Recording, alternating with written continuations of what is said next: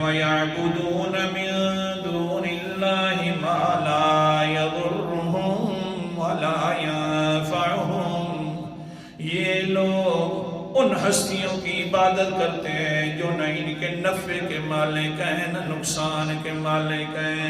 جب یہ آیتیں پڑھ پڑھ کے سنائی جاتی تو کیا کہتے ہیں؟ وَيَقُولُونَ هَؤُلَاءِ شُفَعَاؤُنَا عِندَ اللَّهِ۔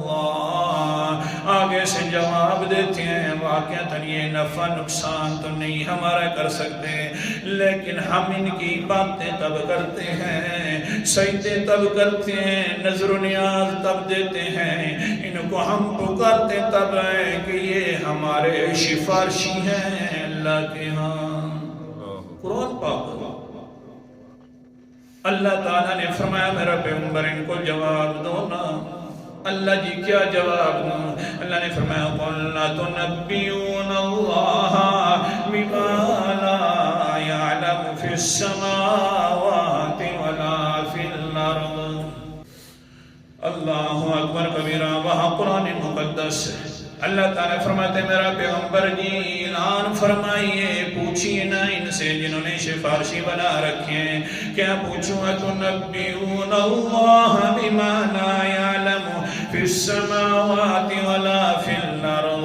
کیا تم یہ باتیں کر کے یہ اللہ کے سفارشی ہیں؟ تم اس چیز کے بارے میں اللہ کو بتلاتے ہو جس کے بارے میں اللہ کو بھی علم نہیں ہے، نہ آسمانوں میں علم ہے نہ زمین۔ ایسی ہستیاں ہوتی تو اللہ کو پتہ ہوتا کہ میرے کوئی سامنے سفارش کرنے والے ہیں، زوری زور بنوانے والے ہیں، پھر اللہ تمہیں بتلاتا کہ یہ ہمارے تمہارے سفارشی ہیں۔ جب اللہ نے نہیں بتلایا نہ اللہ کو پتہ ہے تو یہ سفارشی بھی تمہارے نہیں ہیں۔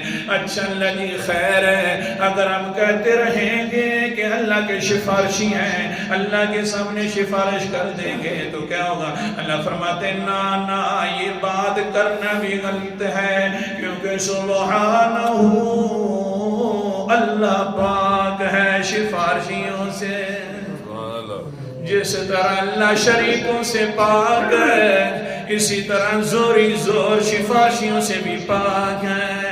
اللہ جی اچھا جو کہتا ہے کہ سفارشی ہیں، فرمایا اللہ نے وَتَعَالَى عَمَّا يُشْرِكُونَ۔